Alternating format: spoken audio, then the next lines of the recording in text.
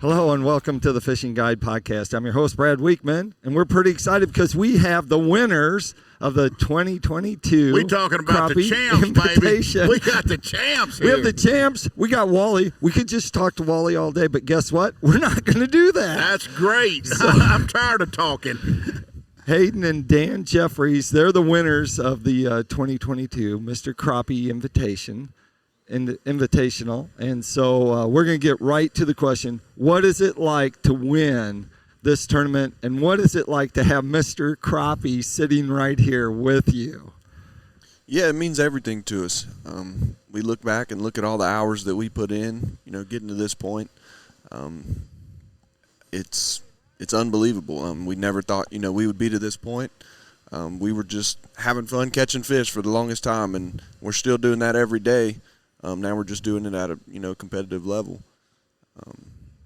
And so Dan, what's it like fishing with your son? Did you teach him everything, or how did this evolve? You obviously started him at an early age. Yes, I got 3 boys, and I raised all 3 of them, hunting and fishing, and just enjoying the outdoors. And we didn't have a particular fish we targeted. We'd sit on a brim bed with corks and crickets, or chase schooling bass out on Ross Barnett Reservoir, or run trot line, catfish, and that's the way I raised my kids. And it was probably 5-6 years ago, or maybe a little more. I had a good friend of mine. He asked us one day. He said, "Hey, come go crappie fishing with me," and because that's one thing that I'd never really gotten into, so we did, and started just spider rigging and jigging stumps, not really on electronics, just fishing. And, we loved it. And it just kind of grew, just took off. It's kind of amazing is what it's done for us. Yep. So how long ago did y'all fish your first crappie tournament? It's probably been 4 years now. So in 4 years, how'd you do in your first tournament? The first tournament we ever fished, about 11 o'clock, we didn't have a single crappie in the boat. It was on Ross Barnett, just a state tournament, and we landed on them, and we caught them really fast for about 30 minutes and got a decent weight. We ended up finishing 4th, and then had 2nd place in the big fish. So we were pumped. We went home with a $900 check, and it was the coolest thing ever. Right. We were fired up. Right, we were fired up and ready to go then. And then every year for that year, the next year, we just fished when they came to our home lake. Let's fish a tournament. And then we decided, let's try and push the trail, see what we can do this year. I had started using the forward-facing sonar and started getting decent at catching fish with it. And we showed up to the next tournament, and we ended up finishing 2nd on Lake Washington. And we're like, hey, we can, compete with these guys. Let's see what we can do. And the next one was Grenada in March. We showed up, never seen the lake before. We just showed up and fished, and I weighed 1 crappie all day. One little 12-inch crappie. Everybody else is carrying these big old 3.5 pound fish in. Been there, done that. We've got one 12-incher. So we finished like 42nd in that tournament. Right.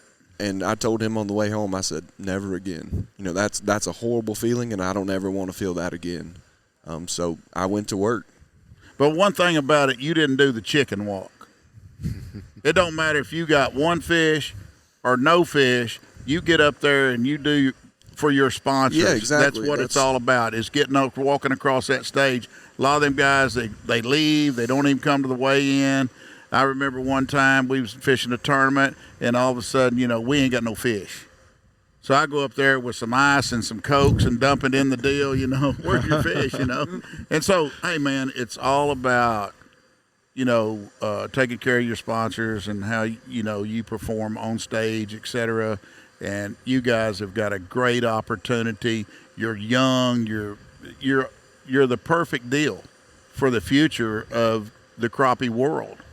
And, hey, man, congratulations. Hey, it's crazy. It's crazy because yesterday's crowd was insane. Of course, Wally's just egging them on, and he's like, I'm giving away money. We're having a draw, and I'm giving $10,000 away. And then the winner's going to get $100,000. People are they were lined up. They're on the escalator. They're up on top.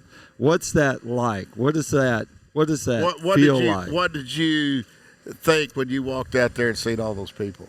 Well, so I had been backstage for 2 hours just waiting and waiting and waiting, and I could see everybody out here, and I'm like, I don't know how I'm going to be able to talk when I get on the stage. And right before we got on stage, I told Dad, I said, I might lock up.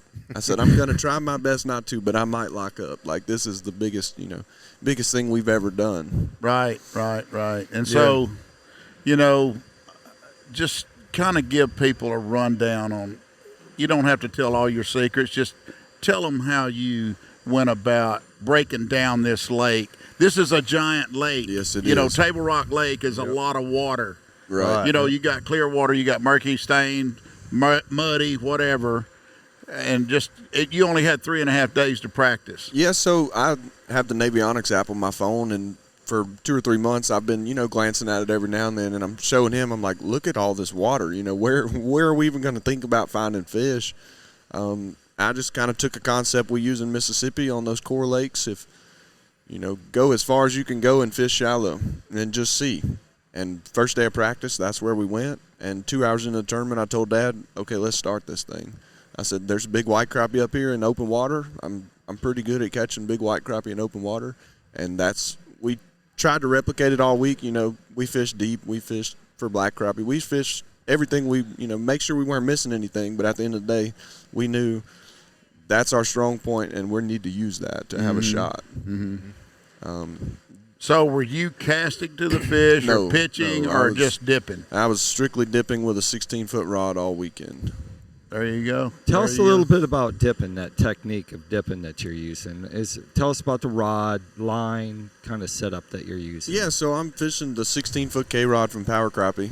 That is basically the only rod that I fish. I guide with a shorter rod just because some clients it's harder for them to hold that long pole. But if we're fishing a tournament, it's either a 16 or it's longer than that. I don't like fishing the longer ones because it wears my arms out to use it all day.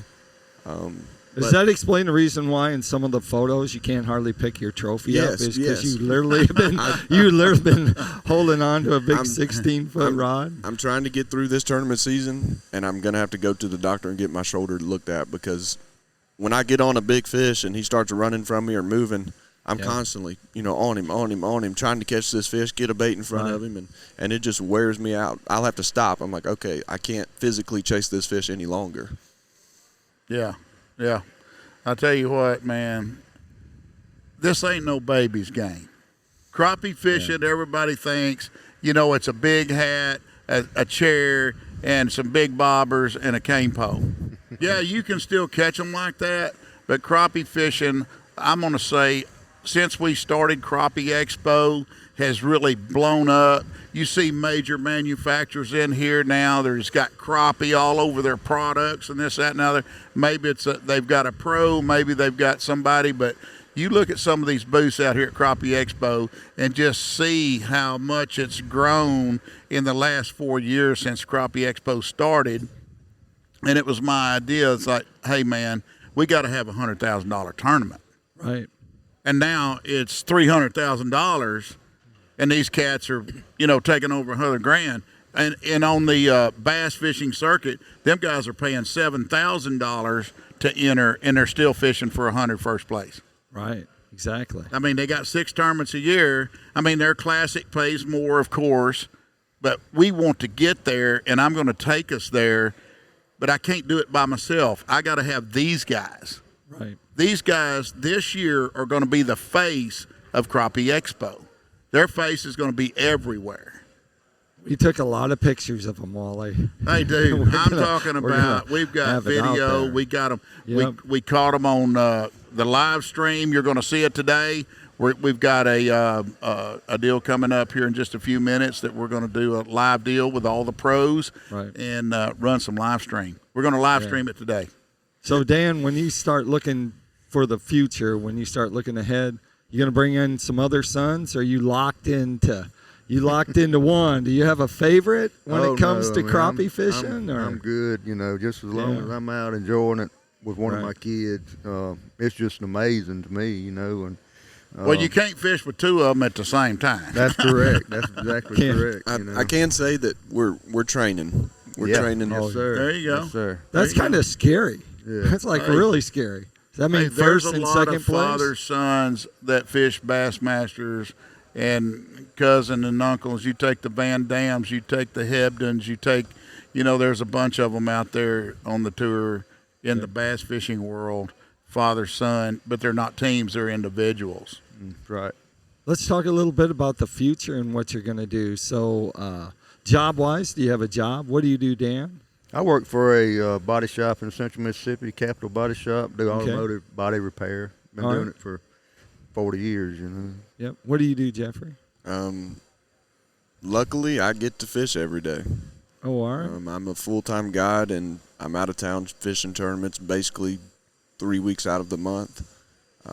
I've been truly blessed. My parents let me push this dream, and for the last year, that's what I've been doing. I've recently just finished college. I've got one more class I have to take next semester, and I'll be graduated with that. So I get to devote, 5 to 7 days a week on the water. Right.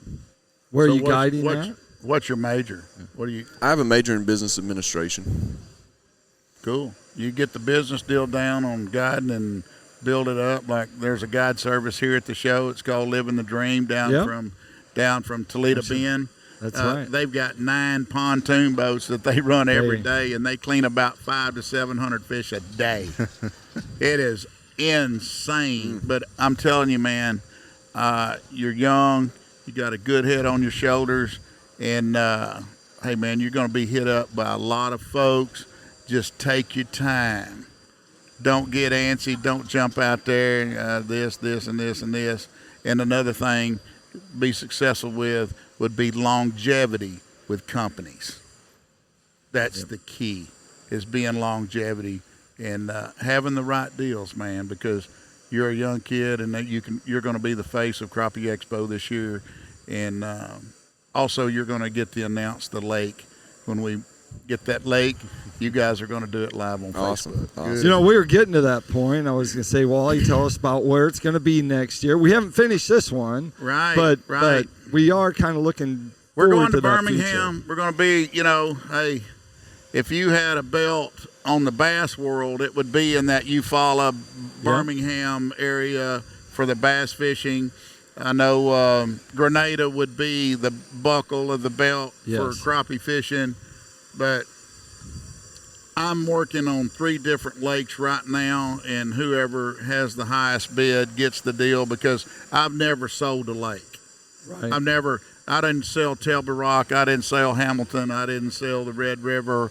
I just do Crappie Expo, and we buy the trophies, and they're really nice trophies. They're one of a kind, and we have the same every year, and they're pretty heavy, ain't they, brother? Yes, sir. Yes. They got tired of holding them up yesterday.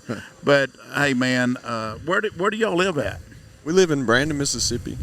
Brandon, Mississippi. My home lake is Ross Barnett Reservoir. Wow.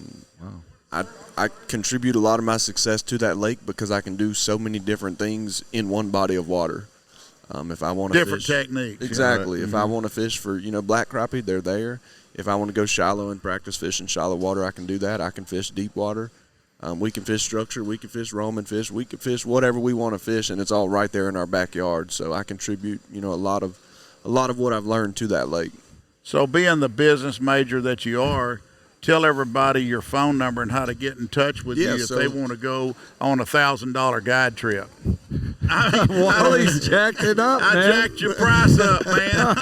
You're going to have to change your website. Well, no, I don't think he's going to jump out there and do that. But, hey, let everybody know how they can get in touch with you, whether it's a website or whatever. Yeah, so I run most of my guide trips through my Facebook page, Hayden Jeffries Fishing. My phone number is blasted all over it. It is 601-608-8098. I'm booked solid the next 2 months. I've been blessed this year, and I've stayed consistently booked all year. I'm already, booking into December, and I'm getting my schedule lined out between tournaments and stuff to get next spring schedule out to where I can go ahead and start filling those days. So if you jackknife your boat into your truck, where do they get it fixed at? Capital Body Shop. Capital Body Shop. Well, There you go. There you hey, have man, you never know. Somebody might hit your truck in the parking lot or whatever. But, hey, guys, this week has been phenomenal. But I got to let this cat out of the bag. Uh-oh. Yesterday, during the tournament, at about 10:22, I get a phone call from 12:22. Hayden. What is it? 12:22. Oh, it's 12:20. Later, yeah. It was later in the day. Okay, 12:22. I'm old. I'm forgetful. But anyway, at 12:22, I look. Hayden Jeffries calling me. Oh no. Yeah. What's up? I'm dead in the water. What? I just sunk, man. I was just like, Trust me, we did too. I had chill bumps, man. I was like, dude, what's the deal? And he goes, my motor won't start. And then I hear this rumbling in the background. And Dad, I think I'm on to something. I thought y'all was landing a fish, like a new technique, or how we're catching them. But anyway, I heard that motor crank, and I went, God bless. And then he sends me a text going, we're on our way. Yep. Because they were so far, I don't know how far they were. It was over an hour from the boat ramp. There's no way we could have got them. And if you would have been in bass, I mean, we help people we send people out if we can, if we got that, to help people get. And one guy lost 2 lower units this week. Yep. We helped him twice, okay? Mm-hmm. And so we helped about 7 boats this week get help, whether it was getting them to a marine dealership or getting them to call them or pick them up or whatever. And some guys were actually leaving the lake, going there, coming back. We had a guy, Marshall, right there with them to make sure that no hanky-panky was going on. And then they was back on the lake, and they finished the tournament in the top 25. Mm-hmm. So, but if in bass, we ain't sending nobody. Right. We ain't coming to get you. It's up to you to get to this weigh-in on time. Right. Yeah, you need to flag somebody down, get in their boat, leave your partner with your boat. Because I had a buddy one time that was fishing bass, and another guy came by, and he flagged him down and got in his boat with his fish and just left his boat floating. He got DQ'd, man. Yeah. So if you leave your boat, you got to be tied up because somebody thinks, he fell in the lake. Right. When somebody and they're looking for him, Mm-hmm. So, but anyway, guys. Yeah, what a story, huh? Oh, man, it was it was bone chilling. I was like, man, I hope he starts. But I heard it kind of crank up a little bit, and I was like, well, maybe it'll stay together. Yeah, we was true panic mode at that point. We've been kind of worried all week, knowing we were making that run every day, holding it wide open for 45, 50 minutes. We were scared that, we stay on top of our boat. We're always working on it, trying to keep, everything perfect to where maybe we don't have that, but you never know, that motor's getting a few hours on it now, and it could go any day now. So, well, here's what I got to say on the parting note. How does it feel to have $100,000 in your pocket? It feels great. I'm still trying to, process everything, and my mind's been jello since yesterday. So, it's definitely. Always remember this: don't buy nothing until after paid taxes. Yeah, for sure. Wally, you sound like you're talking from experience. It's about business. Don't go buy your mom a new house, okay? That's what they tell the professional football players when they sign a contract for the Cowboys. That's right. The first thing they tell them, don't go buy your mama a house. And every one of them buy their mama a house. Yeah, so I've had a lot of people, man, you just won $100,000. I said, I didn't win $1. I said, my business won $1. I'm just going right back into that to help us get to these tournaments, help us do all this, reinvest into our equipment. We're probably going to have a new vehicle to pull around the country with next year and all that kind of good stuff. So. Well, I can give you one more tip. Long time ago, I was a bird hunter. I was out in West Texas with a guy that played the stock market every day. He was a day trader. And I thought about doing some stock market stuff, and he goes, you know anything about, I said, what do you think I ought to put my money in? He said, you know anything about gold, silver, anything like that? No. You know anything about trucking lines or no? Know anything about petroleum, oil? No. He said, you know anything about fishing? That's where you put your money. You hear me? Yeah. That's the truth. I'll never forget that man telling me that, and that's what I did and stuck with it. Yeah, so I've never put a dime in the stock market. I've already got my new boat. I've basically been redoing it for 2 or 3 months now, getting it completely rigged out with the newest and the greatest.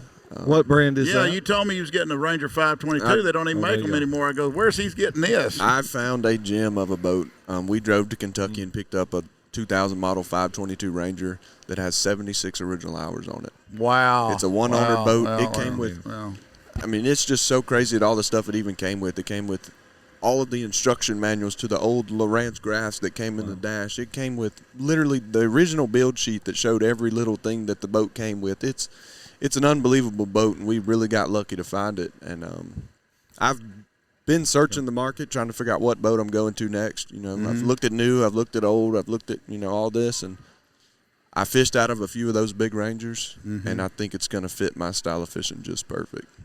That's takes awesome, us. bro. That takes us into wrapping it up. Of course, you guys, Dan, Hayden, what a great tournament that you had. Wally, I want to shake paying it Cham's out. hand. Big bucks. Way to go, buddy. Thank you. Way to go, guys. Hey, There you go.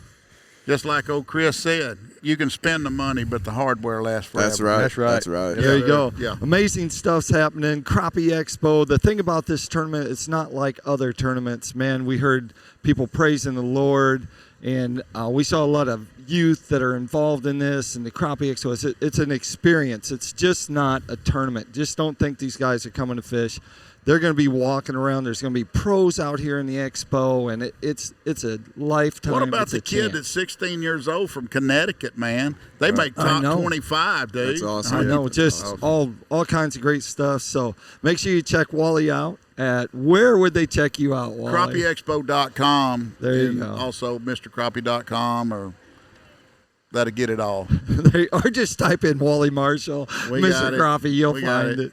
And Hayden, if they want to find out more about your guide service, tell them where would they go? Yeah, you would go to Facebook and go to Hayden Jeffries Fishing. All of my information's on there of the lakes that I guide, and my phone number and all of that. I even post my open dates on that. And I'm working on a website right now. All right, sounds good. We're gonna wrap that up. Appreciate it. Like I always like to say, make sure you keep your hook sharp and your lures in the water. That's right. There you Yes, go. sir.